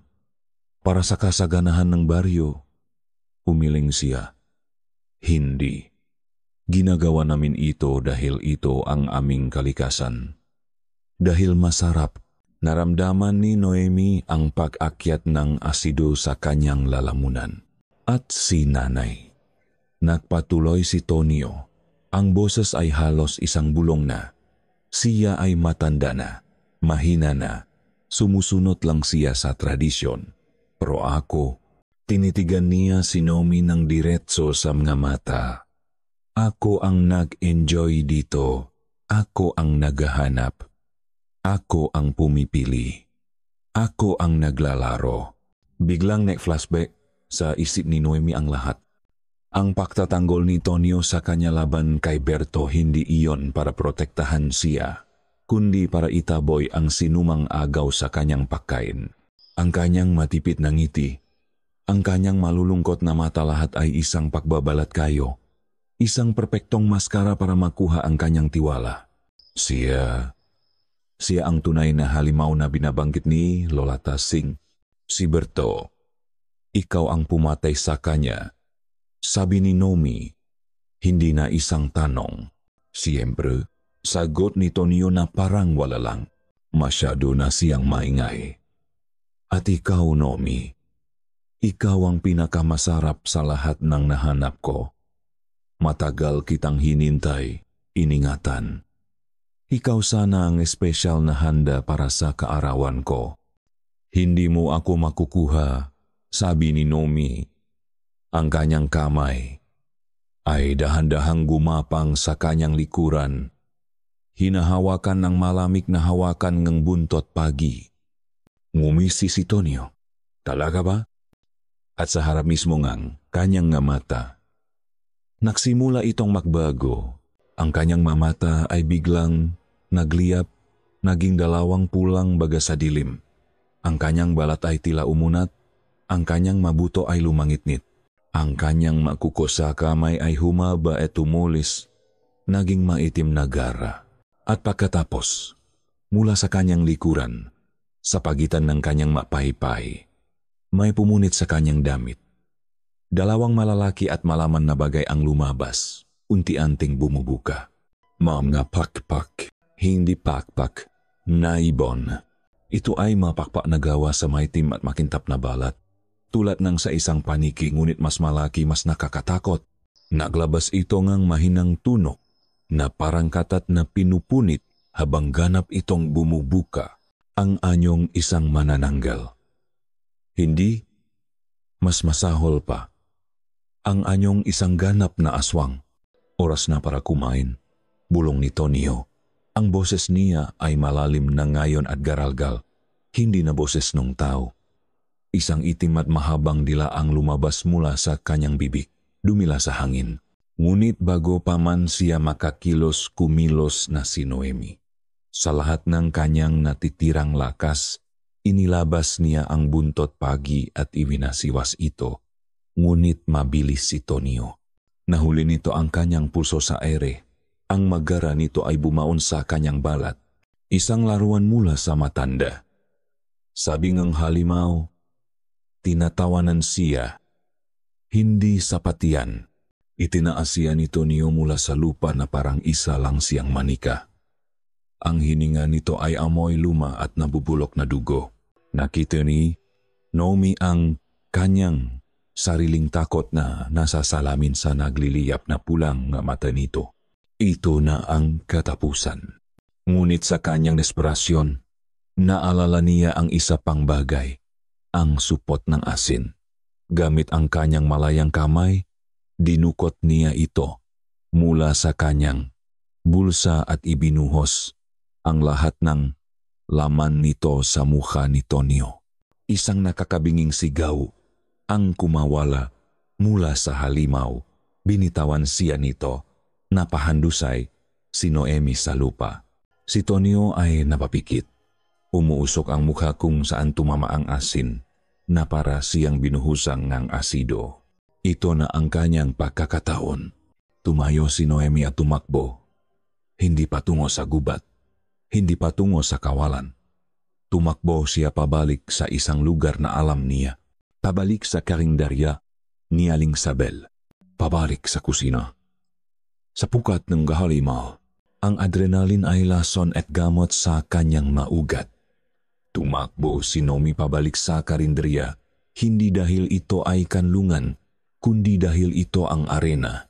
Ang sigaw ni Tonio sa kanyang likuran ay hindi na sigawang tao. Ito ay ang atungalngang isang mitolohiyang nilalang na nasugatan at nangingit-ngit. Bam! Bumagsak siya palop sa pintong kusina. Ang hininga ay tilam nga tinik sa kanyang lalamunan. Mabilis niyang ikinabit ang manipis na trangka, isang walang kwentang pananggalang laban sa isang paparating na bagyo. Anong ginagawa mo? Sigaw ni Aling Sabel. Ang imahang mabait na ina ay naglaho na parang usok.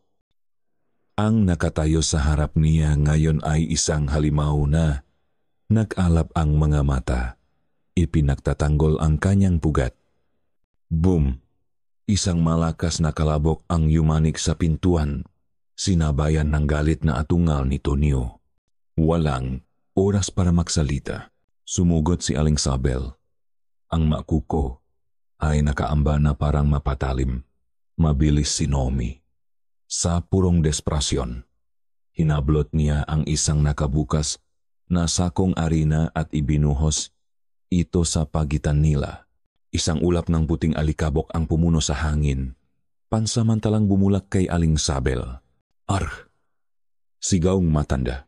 Ginamit ni Noemi ang pagkakataong iyon. Hinablot niya ang isang mabigat na kawaling bakal mula sa sabitan. Klang!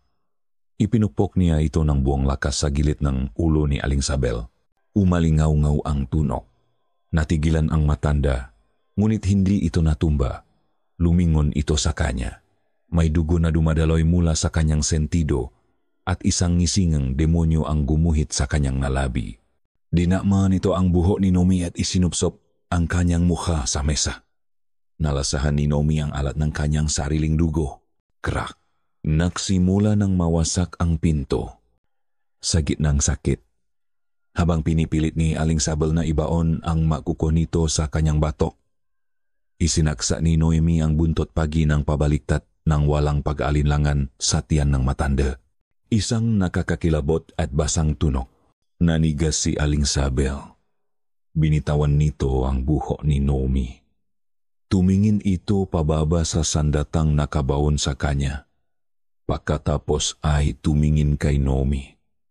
Ang galit sa kanyang mukha ay nawala, napalitan ng isang nakapangingilabot na pagkamangha. Bumula ang kanyang bibig. Anak, bulong nito. Bago bumaksak sa sahig, ang katawan ay nagsimulang umusok at matunaw na parang kandila. Crash! Ang pinto ay sumabog paloob. Pumasok si Tonio, isang bangungot na may anyong tao.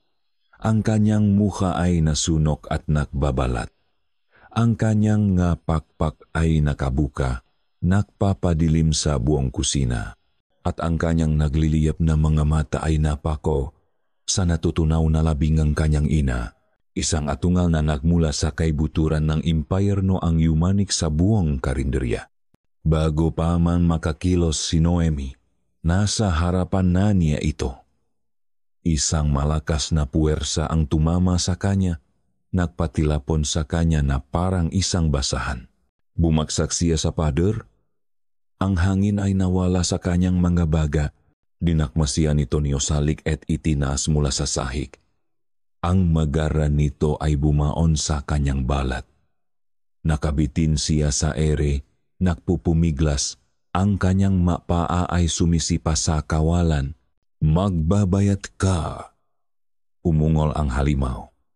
Ang hininga nito ay amoy luma at nabubulok na dugo. Habang hinihigpitan nito ang pagkakasakal at ang kanyang paningin ay nagsimulang magdilim, ang desperadong mga kamay ni Noemi ay nangapa sa sahig. Naghahanap ng kahit ano. Ang kanyang madaliri ay dumapo sa isang bagay na pamilyar at magaspang, ang sako ng asin. Sa kanyang huling natitirang lakas, dinakot niya ang asin at isinaboy ito ng diretso sa nasusunog ng mukha ni Tonio. Isang sigaw na mas matindi pa sa una. Binitawan siya nito. Bumaksak si Noemi sa sahig, humahabol sa hangin, umubo. Si Tonio ay nagpagulong-gulong. Hawa ang kanyang mukha. Umuusok na parang binuhusang ng asido. Ito na ang kanyang pagkakatawan. Habang ang halimaw ay pansamantalang bulag, gumapang si Noemi palayo. Hindi patungo sa labas, kundi patungo sa kalan. Sa ibabawang kalan, naroon ang isang malaking kawali. Ang kawali kung saan niluluto ang adobo. Puno pa rin itong kumukulong mantika. Hinawakan ni Noemi ang mainit na hawakan gamit ang laylayan kanyang damit, at sa lahat ng natitira niyang lakas, itinaas niya ito. Lumingon si Tonio. Ang kanyang mata ay halos natunaw na, ngunit nakikita pa rin siya. Sumugot ito, isang huling, desperadong pag-atake. Ngunit huli na ito. Ibinuhos ni Noemi ang lahat ng kumukulong mantika sa paparating na halimaw. Ang sigaw ni Tonio ay hindi na sigawang galit o sakit. Ito ay ang tunog ng isang kaluluwang sinusunok. Ang mainit na mantika na hinaluan ng asin at sarili nitong dugo ay dumikit sa kanyang balat, sa kanyang ngapakpak. Nagliyap siya. Ang kusina, nabasang-basa sa mantika, ay biglang nag-apoy. Ang apoy ay gumapang mula sa halimaw patungo sa sahig, sa mga dingding na gawa sa kahoy.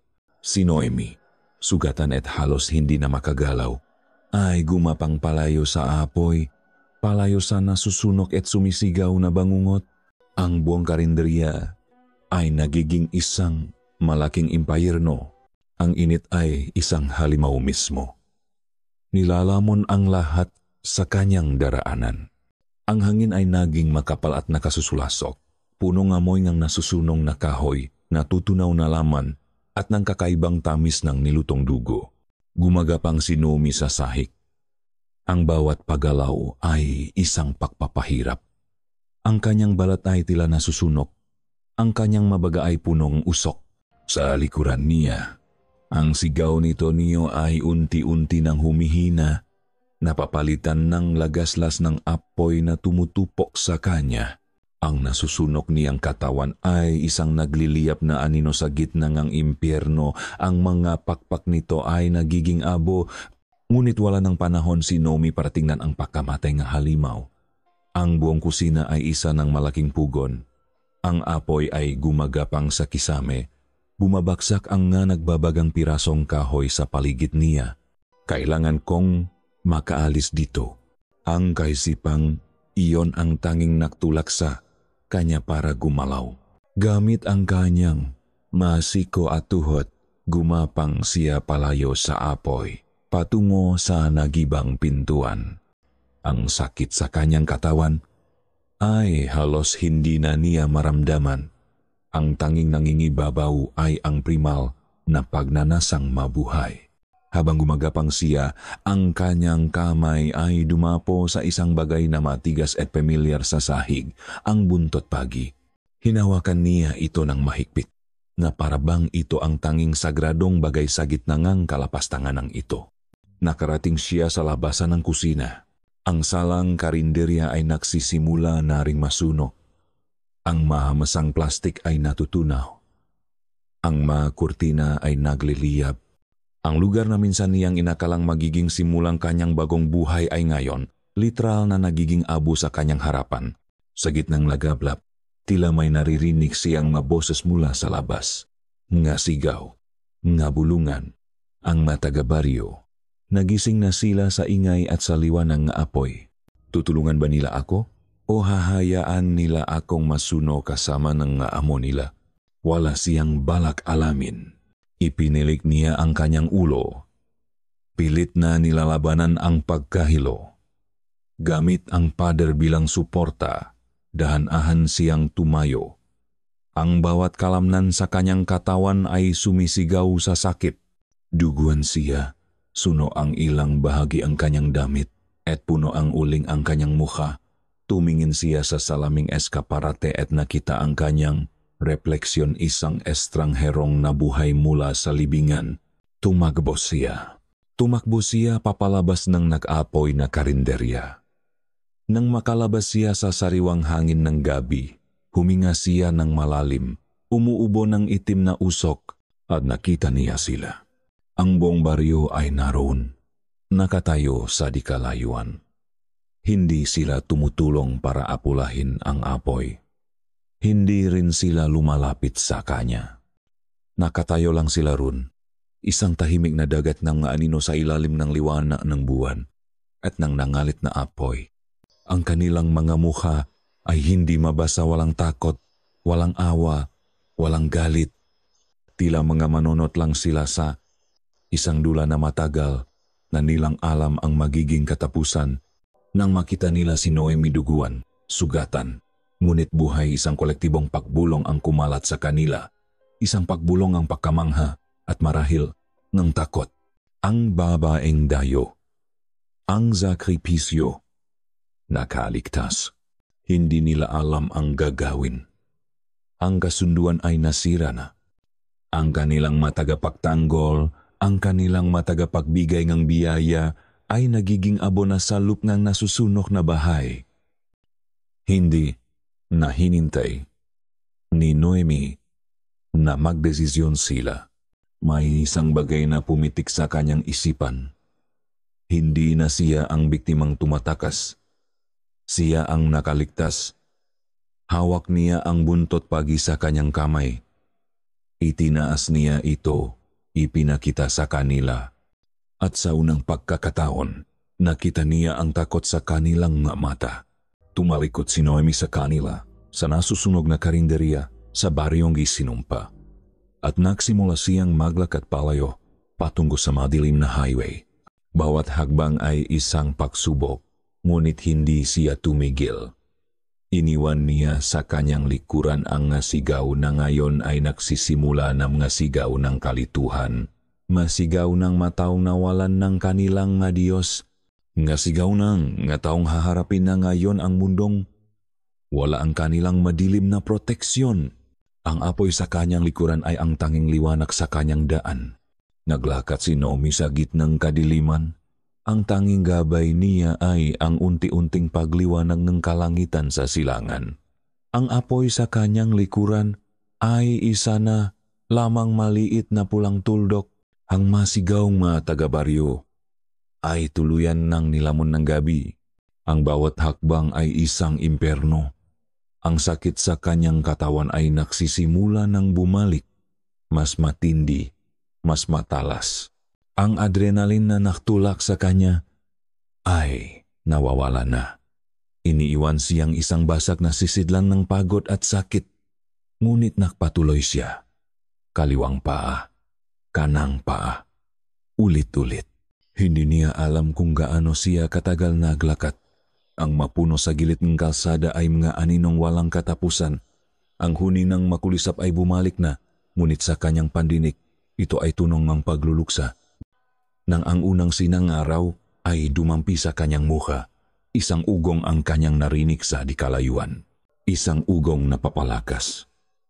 Papalapit, isang pares ngang naniningning na ilaw ang lumitaw mula sa kurbadang kalsada. Isang bus. Ang unang bus ngang umaga, tumayo si Noemi sa gitnang kalsada. Hindi siya kumawi, hindi siya sumigaw. Nakatayo lang siya ron, isang sugatang aparisyon sa bukang liwewe. Ang kanyang anino ay mahaba sa likuran niya. Kung hindi ito hihinto, hahayaan na lang niyang sagasaan siya, pagod na siya. Ngunit huminto ito. Ang preno ay umingit. Isang sigawong metal laban sa metal. Bumukas ang pinto. Ang konduktor, isang payat na lalaki na may mapungay pang mga mata, ay napatingin sa kanya mula ulo hanggang paa sa kanyang duguan at sunog na damit, sa kanyang magulong buhok, sa hawak niyang kakatwang sandata na gawa sa buntot ng isda. Diyos ko, Ineng, anong nangyari sa'yo? Tanong ng konduktor, puno ng pag-alala ang boses. Hindi sumagot si Noemi. Dahan-dahan siyang umakyat sa bus. Bawat hakbang ay isang matinding pagpapahirap. Walang ibang pasahero. Siya lang. Naupo siya sa pinakaunang upuan, sa likod ng driver. Inilapak niya ang buntot pagi sa tabi niya. Ang balat nito ay may manggatuyong patak ng itim na dugo. Saan ka pupunta, miss? Tanong ng driver, sumisilip sa kanya mula sa rearview mirror. Saan nga ba? Pabalik sa Maynila. Sa kanyang nautang at sa kanyang nakaraan. Saan pa ba? May lugar para sa isang taong nakakitang kanyang nakita. Nakagawang kanyang nagawa. Hindi siya makasagot. Napatingin na lang siya sa labas ng bintana. Ang bus ay nagsimula ng umandar. Papalayo sa barangay San Judas, papalayo sa abo at mga alaala. Habang bumibilis ang takbo ng bus, ang mapuno ay nagsimulang maging isang berdeng guhit na lang. Tahimik lang siya. Nakatingin sa labas. Ang kanyang isip ay blanko. Hindi siya umiyak. Hindi siya natatakot. Wala. Isang pakiramdam ng pagkamanhid ang bumalot sa kanya. Isang malamig na kumot sa ibabaw ng kanyang masugat. Nakaligtas siya. Ngunit ano ang natira sa kanya?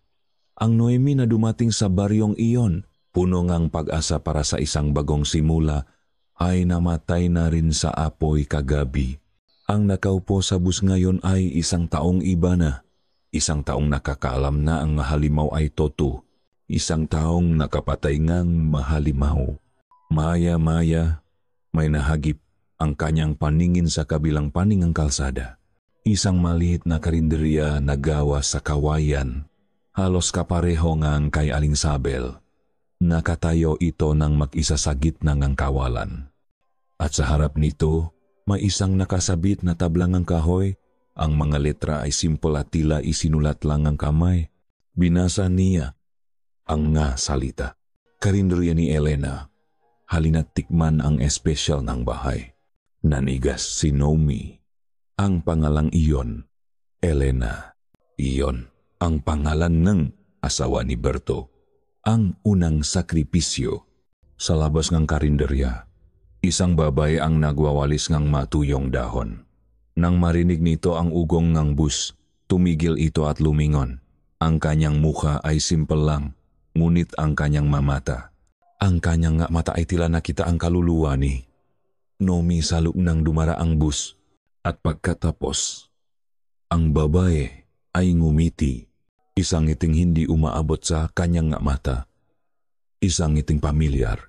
Isang ngiting nangangako ang masarap na pagkain at ng mainit na pagsalubong. Isang ngiting nagbababala na ang kasamaan ay hindi namamatay. Nagbabago lang itong angyo.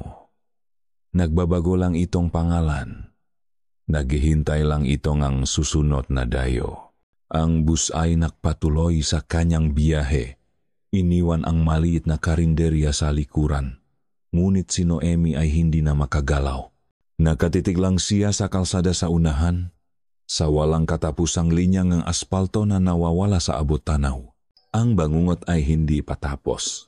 Hindi ito natapos sa apoy. Sa katunayan, para sa kanya, ito ay nagsisimula pa lang.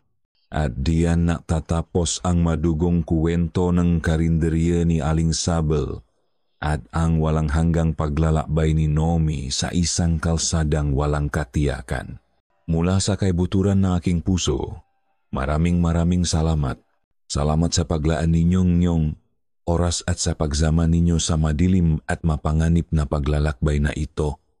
Mula sa unang subongang adobo hanggang sa huling lagablap ng apoy, ang kwentong ito ay isinilang mula sa isang simpleng tanong. Ano ang mas nakakatakot, ang halimaw na alam nating nag-aabang sa dilim o ang halimaw na nakangiti at nag-alok sa atin ng mainit na paksalubong? Sa bawat kabanata, sinubukan nating tuklasin ang manipis na linya sa pagitan ng pagiging tao at pagiging halimaw. Tinanong natin kung ano ang handang gawin ng isang komunidad para lang mabuhay at kung ano ang nawawala sa atin kapag ipinagpalit natin ang ating konsensya para sa kaligtasan. Ang tunay na lagim, mga kaibigan, ay hindi palaging nagtatapos sa apoy. Minsan, ito'y nag-abang lang sa susunod na kanto, may bagong pangalan at bagong ngiti. Ngayon, nais kong marinig ang inyong boses. Para sa inyo, sino o ano ang tunay na halimaw sa kwentong ito? Si Aling Sabel? Si Tonio? Ang buong baryo? O baka naman ang takot na nagtulak sa kanila na gumawa nga karumal-dumal na kasunduan? Ibahagi ninyo ang inyong mga salubin sa comment section sa ibaba. Bawat opinyon ninyo ay mahalaga. Hanggang sa susunod nating kwentong ang kadiliman, mag-ingat po kayong lagi. Lalo na sa makarinderyang hindi ninyo kilala.